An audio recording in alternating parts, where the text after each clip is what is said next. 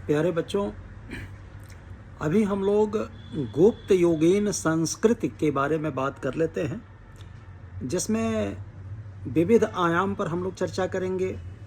इसमें प्रशासन की बात होगी, जो प्रशासन के विविध केंद्रीय प्रशासन, प्रांतीय प्रशासन, ग्राम प्रशासन, स्थानीय प्रशासन, न्याय प्रशासन, सैन्य संगठन, राजस्व, अर्थव्यवस्था, इसके अंतर्गत समाज, ये सारी चर्चाएं हम लोग करेंगे।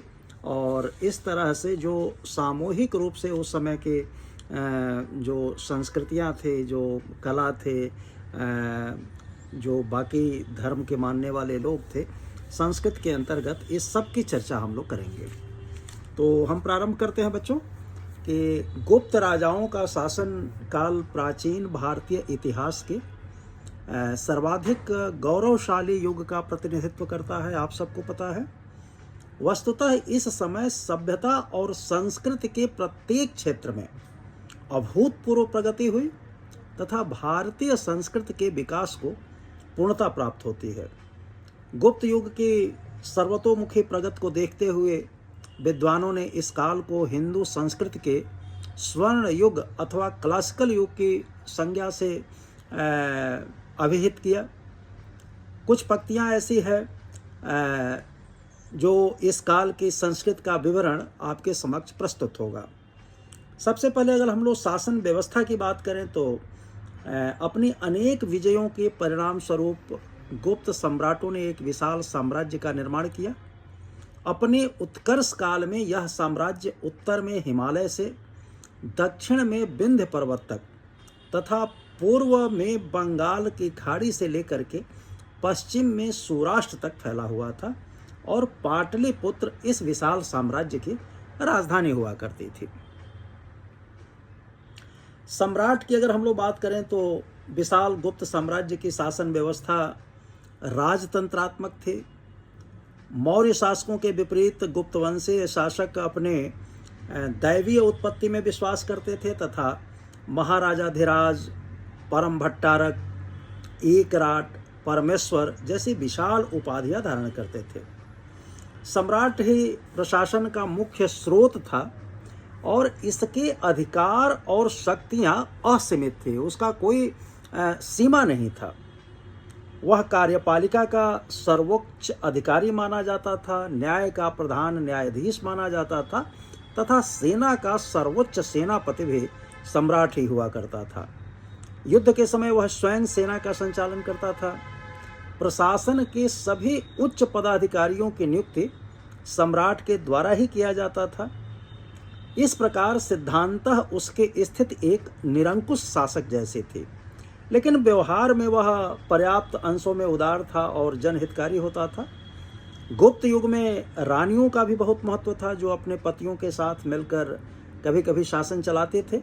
कुमार देवी ने अपने पति चंद्रगुप्त प्रथम के साथ मिलकर शासन चलाया था और प्रभावती गुप्ता ने वाकाटक राज्य के शासन का संचालन किया था। गुप्त युग में सामंतवाद का उदय हो चुका था।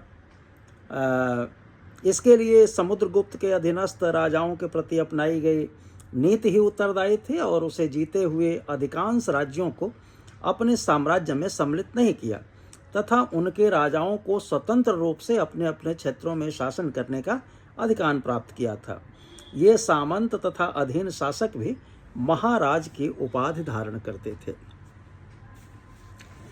बच्चों, फिर अगर हम लोग चर्चा करते हैं तो इस तरह आपने देखा कि साम्राज्य को जो केंद्रीय प्रशासन था उसको राज्य, राष्ट्र, देश, मंडल, पृथ्वी, अवन आदि नामों से पुकारा जाता था। गुप्त काल में केंद्रीय शासन का वह नियंत्रण देखने को नहीं मिलता जो कभी मौर्य काल में हुआ करता था। मौर्यों की तरह न तो इनके पास में कोई विशाल संगठित सेना थी और न कोई व्यवस्थित नौकरशाही व्यवस्था। गुप्त शासक सैनिकों के लिए मुख्य रूप से अपने अधीन सामंतों पर निर्भर थे। हम बता चुके हैं कि इनकी शासन व्यवस्था राजतंत्रात्मक थे और सम्राट जो है सर्वोच्च थे। मौर्य सम्राट अपने देवताओं के प्रिय एवं कुषाण सम्राट अपने को देवपुत्र कहते थे, वहीं गुप्त सम्राट खुद को देव कहलाने में गौरव महसूस करते थे। प्रयाग प्रशस्ति में समुद्रगुप्त को पृथ्वी पर निवास करने वाला देवता कहा गया है। गुप्त राजाओं की तुलना भगवान विष्णु, भगवान सूर्य, भगवान अग्नि, भगवान यम, कुबेर आदि से की गई है। राजा युवराज मंत्रिपरिषद की एवं नौकरशाही की सहायता से शासन करता था। कालिदास ने मंत्रिपरिषद का उल्लेख किया है कि मंत्री सामान्यतः उच्च वंश से नियुक्त किए जाते थे और इनका पद सामान्यतः वंशानुगत होता था। समुद्रगुप्त की प्रयाग प्रशस्ति से ये पता चलता है कि हरिसेन एक ही साथ कुमारामात्य, संधि विग्रहिक एवं महादंडनायक का कार्य करता था। इसमें अमात्य और मंत्री दो शब्द आते हैं बच्चों। तो गुप्तों की नौकरशाही मौर्यों जितनी विशाल या सुसंगठित तो थी नहीं। इस नौकरशाही को अमात्य के सामान्य पद नाम से जाना जाता था। अमात्य का पद अधिकतर ब्राह्मणों के लिए सुरक्षित रहता था, परंतु अन्य वर्णों के व्यक्तियों को भी इस पद पर नियुक्त किया जाता था। गुप्तकालीन अभिलेखों में निम्नलिखित केंद्रीय अधिकारियों के नाम मिलते हैं। मैं क्रमशः आप लोगों को बताता हूँ पद का नाम और उसका कार्य क्या था। जैसे महासेनापति जो थे वो सेना के सर्वोच्च अधिकारी थे। भंडागारिक जो थे वो सेना की आवश्यकताओं के पूर्ति करने वाले प्रधान अधिकारी थे, जो राशन वगैरह की व्यवस्था करते थे। महाबलाधिकृत ये सैनिक अधिकारी होते थे। दंडपाशिक जो थे वो पुलिस विभाग के प्रधान हुआ करते थे, उनके मुखिया होते थे। महादंडनायक युद्ध एवं न्याय विभाग का कार्य देखने वाले अधिकारी होते थे। महासंधि विग्रहिक यह युद्ध एवं शांति के प्रधान अधिकारी थे। विनय स्थित स्थापक शांति व्यवस्था के प्रधान थे। महाभांड गरिधिकृत ये राजकीय कोष के प्रधान अधिकारी थे। महाक्ष पटलिक अभिलेख विभाग का ये प्रधान हुआ करते थे। सर्वाध्यक्ष ये केंद्रीय सचिवालय के प्रधान थे। महाप्रतिहार ये राजप्रसाद का मुख्य सुरक्षा अधिकारी होते थे। ध्रुवाधिकरण अगर बात करें तो कर वसूलने वाले विभाग के प्रधान थे। अग्रहारिक ये दान विभाग के प्रधान हुआ करते थे। केंद्रीय शासन के विभिन्न विभाग या अधिकरण होते थे जिनकी अपनी मुद्राएं भी होते थे। कुमारामात्य के पदों पर राजवंश से संबंध व्यक्ति नियुक्त किए जाते थे। अब प्रशासनिक इकाई इनका समझ लीजिए और उसके प्रधान कौन थे। जैसे भुक्ति, भोग या प्रदेश ये प्रांत के नाम थे और इनके प्रधान को उपरिक या भौगिक या गोप्ता कहा जाता था। विषय जिला के लिए प्रयोग होता था और इसका प्रधान अधिकारी विषयपति कहलाता था। नगर या वीथिका कहा जाता था जो शहरों के लिए, वो प्रधान उसके नगरपति होते थे और गांव के लिए ग्राम और उसके प्रधान ग्रामिक होते थे। प्रांतीय प्रशासन की बात अगर करें हम लोग तो प्रशासनिक सुविधा के लिए गुप्त साम्राज्य को कई प्रांतों में विभक्त किया गया था और इसको कहीं भुक्ति, कहीं भोग और कहीं प्रदेश कहा गया है। गुप्त अभिलेखों में पुंड्रवर्धन भुक्ति उत्तरी बंगाल, वर्धमान भुक्ति ये बंगाल, तिर भुक्ति ये तिरहुत बिहार, मगध पूर्वी मालवा एरण और पश्चिमी मालवा अवंती सौराष्ट्र कौशाम्बी भुक्ति आदि के नाम से मिलते हैं। भुक्ति के शासक को उपरिक कहा जाता था और जिसकी नियुक्ति सम्राट के द्वारा किया जाता था। सीमांत प्रदेशों के शासक को गुप्ता कहा जाता था और इनकी नियुक्ति भी सम्राट काफ़ी सोच विचार करके करता था। उपरिक के पद पर प्रायः राजकुमार अथवा राजकुल से संबंधित व्यक्तियों को ही नियुक्त किया जाता था। अगला पड़ाव आता है प्रांत के बाद जिला का, जिला प्रशासन के बारे में।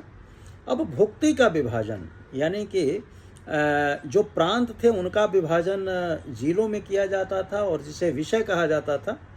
गुप्त अभिलेखों में लाट, एरिकेण, अंतर्वेदी आदि विषयों का उल्लेख मिलता है। विषय का शासक विषयपति कहलाता था। विषयपति की नियुक्ति प्रायः संबंधित प्रांत के उपरिक या राज्यपाल द्वारा किया जाता था। उपरिक को ही राज्यपाल कहते हैं। कभी स्वयं सम्राट भी इनकी नियुक्ति किया करता था। विषयपति का अपना कार्यालय होता था। कार्यालय के अभिलेखों को सुरक्षित रखने वाले अधिकारी को पुस्तपाल कहा जाता था। विषयपति एक समिति की सहायता से शासन करता था जिसे विषय परिषद कहा जाता था, और विषय परिषद के सदस्य विषय महत्तर कहे जाते थे। ये एक एक शब्द इनके अभिलेखों से और मुद्राओं से प्राप्त होता है। विषय परिषद के सदस्यों में जो शामिल थे उनमें नगर श्रेष्ठी, ये नगर के महाजनों के प्रमुख होते थे। सार्थवाह एक शब्द आता है, वो व्यवसायियों के प्रधान थे, जो व्यवसाय करने वाले लोग थे। प्रथम कुलिक, इनको शिल्पियों का प्रधान कहा जाता था, और प्रथम कायस्थ ये मुख्य लेखक होते थे। फरीदपुर ताम्रपत्र में विषय परिषद के सदस्यों की संख्या 20 बताई गई है। स्थानीय प्रशासन की बात करें बच्चों अगर, तो नगर प्रशासन में विषय का विभाजन वीथिका यानी नगर में किया गया था। प्रमुख नगरों का प्रबंध नगर पालिकाएं चलाते थे। नगर का प्रधान अधिकारी पुरपाल या नगरपति कहलाता था। नगर प्रशासन में पुरपाल की सहायता करने के लिए एक समिति होती थी। जूनागढ़ अभिलेख से ये पता चलता है कि गिरनार नगर का पुरपाल चक्रपालित था, और उसी ने वहाँ सुदर्शन झील के बांध का पुनः निर्माण करवाया था। आज भी आप जो हमारे शहरों में नगर पालिकाएँ देखते हैं, वो कहीं न कहीं उसी स्वरूप को प्रदर्शित करती है। गांव का प्रशासन अगर देखा जाए तो वीथिका या वीथि से छोटी इकाई पेठ थी। पेठ अनेक गांवों के समूह को कहा जाता था। शासन की सबसे छोटी इकाई गांव थी या ग्राम थी, और इसका प्रशासन ग्राम सभा द्वारा चलाया जाता था। ग्राम सभा का मुखिया ग्रामिक या ग्रामपति कहलाता था। ग्राम सभा ग्राम से संबंधित कार्य करते थे।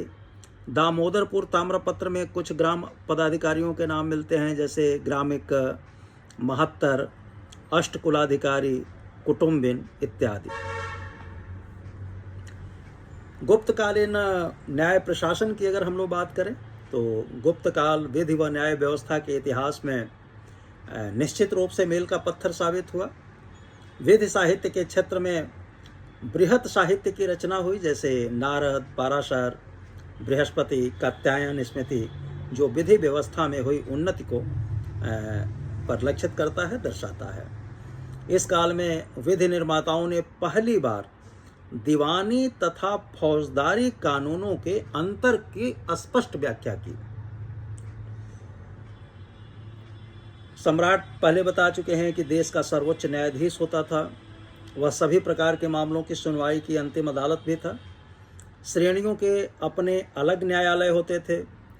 श्रेणियों के सदस्यों के विवादों का जो निपटारा करते थे। स्मृत ग्रंथों में पुग एवं कुल नामक संस्थाओं का भी उल्लेख मिलता है, जो अपने सदस्यों के विवादों का निपटारा करते थे। पुग नगर में रहने वाली विभिन्न जातियों की समिति थी, और कुल जो है वो समान परिवार के सदस्यों की समिति थी। ग्रामों में न्याय का कार्य ग्राम पंचायतें किया करते थे। गुप्तकालीन अभिलेखों में न्यायाधीशों को महादंडनायक, दंडनायक, सर्वदंडनायक इत्यादि कहा गया है। नालंदा एवं वैशाली से कुछ न्यायालयों की मुद्राएं मिली हैं, जिनके ऊपर न्यायाधिकरण, धर्माधिकरण, धर्म शासनाधिकरण इत्यादि अंकित है। मौर्य काल की तुलना में गुप्त काल में दंड विधान कम कठोर था। गुप्त काल में मृत्यु दंड नहीं दिया जाता था। अपराधों में सामान्यतः आर्थिक जुर्माने दिए जाते थे। चीनी यात्री फाहियान के शब्द में दंड विधान अत्यंत कोमल था। मृत्यु दंड नहीं था, और ना ही शारीरिक यातनाएं दी जाती थी। अगर हम लोग गुप्तकालीन सैन्य संगठन की बात करें तो गुप्त शासकों का सैन्य संगठन मौर्य शासकों के सैन्य संगठन इतना विस्तृत नहीं था। युद्ध के मौके पर गुप्त शासक अपने सामंतों एवं अधीनस्थ शासकों से सैनिक सहायता लेते थे। मौर्यों की तरह गुप्तों का अस्त्र शस्त्रों के निर्माण एवं उनके रख रखाव का राज्य का नियंत्रण या एकाधिकार नहीं था। सेना का सर्वोच्च अधिकारी महाबलाधिकृत कहलाता था। हाथियों की जो सेना होती थी उनके प्रधान को महापिलुपत एवं घुड़सवारों के सेना के प्रधान को भटाश्वपति कहा जाता था।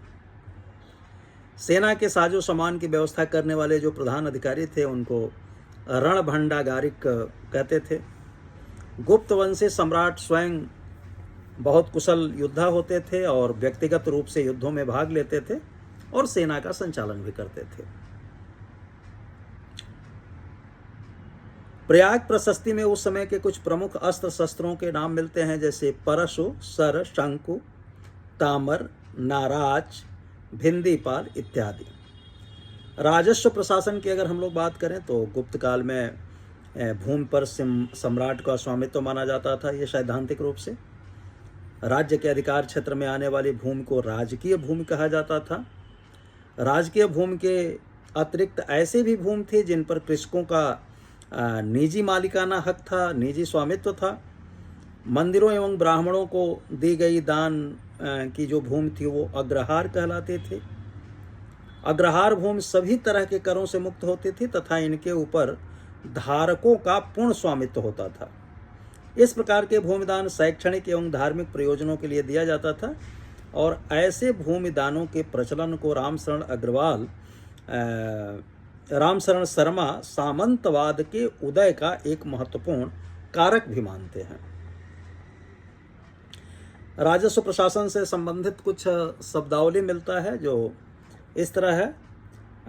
इनके शब्द और उनके कार्य मैं आप लोगों को बता देता हूं। जैसे ध्रुवाधिकरण, ये भूमि कर का संग्रह करने वाले अधिकारी थे। महाक्ष पटलिक, ये भूमि अभिलेखों को सुरक्षित रखते थे। न्यायाधिकरण, ये भूमि संबंधी विवादों का निपटारा करने वाले अधिकारी। आयुक्तक व विनियुक्तक, ये भूमि के क्रय विक्रय से संबंधित अधिकारी थे। उद्रंग, ये अस्थायी कृषकों से लिया जाने वाला कर था। ऊपरी कर, ये अस्थायी कृषकों से लिया जाने वाले कर था। भाग कर, ये राजा को दिया जाने वाला उपज का छठा भाग था। भोग, ये राजा को फूल फल सब्जियों के रूप में दिए जाने वाला कर था। हल दंड कर, ये हल पर लगने वाला कर था। शुल्क, ये सीमा बिक्री की वस्तुओं पर लगने वाला कर था। राज्य की आय का मुख्य स्रोत भूमि कर था। भूमि कर दो रूपों में दिया जाता था, एक तो हिरण्य यानी नगद और दूसरा उद्रंग में या अन्न के रूप में। हिरण्य कर वसूलने वाले अधिकारी को हिरण्य सामुदायिक कहा जाता था। भूमि के अलावा व्यापारिक वस्तुओं जैसे चरागाहों, वनों, नमक आदि पर भी कर लगाए जाते थे और इससे राज्य को आय होती थी। राज्य की आय का एक महत्वपूर्ण स्रोत भूमि रत्न खानों की खुदाई एवं नमक का उत्पादन भी था। गुप्त काल में नमक के क्षेत्रों एवं खानों की बंदोबस्ती का प्रथा चल पड़ा, जबकि मौर्य काल में इन पर राज्य का एकाधिकार होता था। गुप्त काल की कर व्यवस्था उदार सिद्धांतों पर आधारित थे। कामंदक नितसार में कहा गया कि जिस प्रकार सूर्य अपनी किरणों से जल ग्रहण करता है उसी प्रकार प्रजा से राजा को थोड़ा थोड़ा धन ग्रहण करना चाहिए। कामंदक ने राजा के आचरण की तुलना ग्वाले एवं माली से किया है।